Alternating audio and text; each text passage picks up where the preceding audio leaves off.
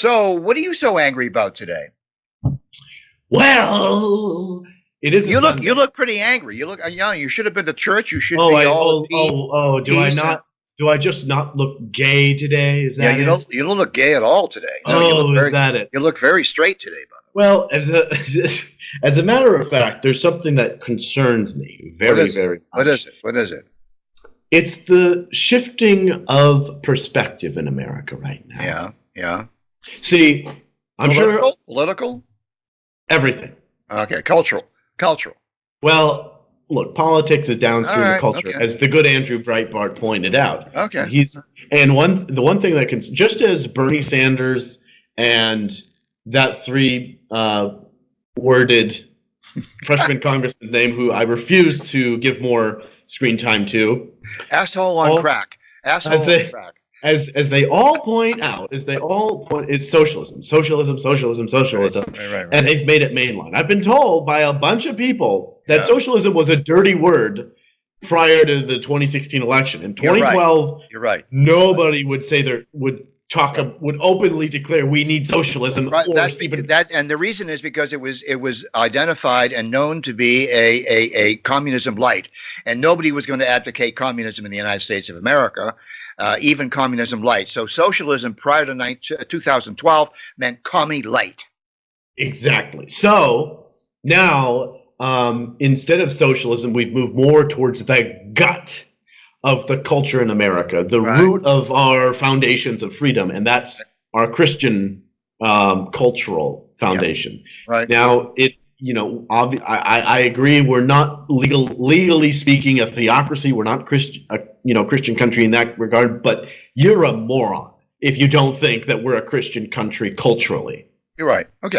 That's moronic. Okay. So and when I say Christian country, I mean traditional Protestant. That's maybe not all.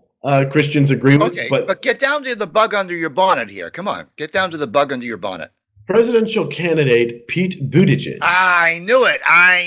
He really annoys you, doesn't he? What annoys me is how he shifted the conversation, and there's nobody really objecting on the front lines. Nobody. He's a creature of the media, Alex. You know that. He's a fake. He's a phony. I know he's not going to win. I do not believe. I would be shocked if he even won the nomination, Democratic nomination.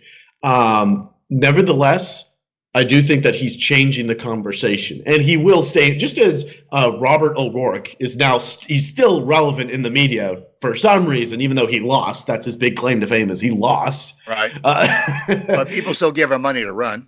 Yeah, people like throwing money at him, I guess. Millions of dollars. Yeah. Yeah, tens of millions of dollars. So, but what he's doing is he's changing the conversation, Mr. Buttigieg. And one thing that I want to highlight he talks about is he's going after Mike Pence, who is the poster child of conservative evangelicalism. Right. He's calling Mike Pence a homophobe and anti-gay. And Trump's not a Christian, yada, yada. Not a Christian, right. Now, full disclosure, I will not debate whether or not these individuals are Christian. That's not my business. That's not the issue. That's not even the issue. No, it's not the issue. It was this one quote Buttigieg said, your issue is not with me, but with the person who made, namely God. Your issue is with my creator, good sir. Right. And when I hear that, why isn't anyone in the Christian community saying that is irrelevant and immaterial, how God made us? Oh, you want the easy answer to that question? Let me stop you right there. The easy answer to that question is, why give a fool a platform? Why answer a moron? Why answer an idiot? You're only giving the idiot more chances to be famous and to raise more money when you attack somebody. Okay? Well, it's not so much attacking, but rather responding. Don't respond to morons. But the fact of the matter is that most people, Christians too, they don't know how to respond. They don't think it's moronic. They actually are being convinced by this guy. They don't realize. Did you read Charlie Kirk's article that was posted up on Reality, Real Politics? Why don't you summarize it? Okay, so the actual title of the article, I have it here on my desktop. The actual title of the article is, if I can find it here, yes, the Mayor Pete, because we're talking about Peter Buttigieg, or whatever his name is. Mayor Pete, he's only a mayor of South Bend, Indiana, a little podunk town in the Middle West, right? A man of no significance whatsoever. Mayor Pete, the title is, "The Centrist Rock Star is Only a Liberal Fantasy." That's the title of the article. Now, if you drill down into the article, what is Charlie Kirk's beef against this guy Buttigieg, or whatever, Buttigieg, or whatever his name is? The article drills into the fact that in trying to be a moderate, he's trying to stake out the moderate position. On the one hand, he is against all wars, but yet he volunteered to become an intelligence officer in the Afghanistan war. So he's trying to appeal to, I'm a military guy. Okay, look at me, I get a uniform on. But then, I'm against all wars. I mean, well, you can't have it both ways. Right. Same thing on the Christian thing. I'm a big Christian, but I think that homosexuals are great people and they should be able to get married. No, you can't have that both ways. All right. So he goes through this whole syllabus of Buttigieg's. Well, see, this is the thing I want to drill down on right there. It's the fact that Americans are acting like you can be Christian and then have your cake as well. Christians in America are not telling us what we need to give up. Right. That's what concerns me, is that, I mean, of course, Christians should be loving and accepting. Absolutely. But that does not mean that we accept things that God tells us we're not supposed to accept. What exactly we're supposed to be giving up? He says give up everything, including our sexuality. And that's not a homosexual thing. That's a straight thing, too. You're not allowed. It doesn't matter if you're straight as a pencil. You cannot. I mean, the Bible is explicitly clear. You can't have sex out of marriage. Right. But God made us this way. He made us to be attracted to women when we're married and when we're not married. Right. Yeah, that doesn't matter. Even if God made you that way, you can still avoid that. So your gripe is that he's selling a brand of Christianity, and other Christians are consenting to his brand of theology. That there's no sacrifice. There's no being a Christian is not supposed to be easy. It's not supposed to be comfortable. Okay, we're going through the same thing that Søren Kierkegaard fought against in 1850 against the Hegelian German Lutheran Church. Stop using big words. I will use big words. I'm going to use every big word I want. Hegelian. Kantian. There you go. But getting back to it, it's the same bullshit. I agree with you, and that's what I mean.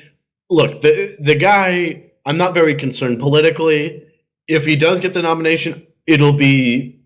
I very unlikely that he beats Trump as popular as Trump is right now. What really does concern me, though, is you're right, how Christians are complicit in his statements, how they're not really how people just don't even realize that you're supposed to give up everything. It's not just this follows on the podcast we just did about the importance of an objective metaphysics in theology. This is a follow-on to that. Exactly. Right? It really is, and if you were paying attention, I did promise that this podcast was coming up because you did. Yeah, you did say that. Yeah, it is concerning to me that Christians don't or people. This is something I've noticed in the church a lot. Is they'll talk about love and they'll talk about forgiveness and grace, which are good, which are core elements of what it means to be a Christian. Yeah, but they're so scared to talk about what we need to give up when if you want to become a follower of Christ. He literally says, give up everything. Deny the flesh. Everything. Deny the flesh. At least the Catholics have not done away with Lent. Because what do you do if you're a Catholic during Lent? You give up things. You don't play golf, or you don't eat pasta, or you don't, whatever it is that you're going to do. Yeah. Coffee. You give something up because you had to remind yourself that salvation is a matter of suffering. Suffering is necessary for religious pursuit of perfection. For some people, be they straight or gay, it might be sex that they need to give up if they want to be a Christian. It might be money. It might be your I don't know what. They'll give up blowjobs. They'll just give up blowjobs. That's whatever, but there's this thing, it's called the Bible. It has a lot of it lays out exactly what you need. But instead, I know. I'm sorry. It upsets me. This is the thing that really upsets me is that Christians have turned away real change and real substantial greatness. Well, they're paying for it, though, aren't they, Alex? They're paying for it, and they're going to continue to pay for it, just as Kierkegaard had lived through the very same thing.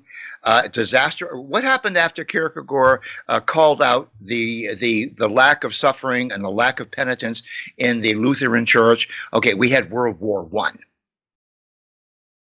Yeah, and then let's look today. We've traded in objective truth, objective reality, and real hardship for fake, white privilege, guilt, fake guilt. White supremacy, toxic masculinity. How do I feel? How do you feel? The number one cause of death for people my age is suicide. In the most productive, the most materialistically giving place on the planet, in the history of the planet, we're killing ourselves as the main cause of death. Especially young men your age. That's the number one cause of death for my age. It's tripled. What civilization is there that can claim that the number one reason why young people are dying is suicide? That's why I always laugh. I always talk to Michael Shermer and I say, Michael Shermer is always this thing, we're living so much better because of science and technology. Bullshit. Okay, so we're getting better health care, but people are committing suicide. They're depressed. Okay, they don't have any meaning. They don't have any lift. There's no wind under their wings anymore. Yeah, sure, we got great medicine and we got great rocket ships and we got great internet and whatever. Yeah. At least during the Middle Ages, you probably were going to die of some horrible disease. You probably were getting oppressed by some king, but people were happier. That's a very scary thought. Yeah. So I think on that very depressing note, I leave that with you guys to discuss. Please share with all your very secular friends. They're doing a good job at sharing and liking. We're rising in the ratings. But keep doing it. Yeah. And we love you all. Thank you so much for watching, folks. Cheers, Alex. Bye-bye.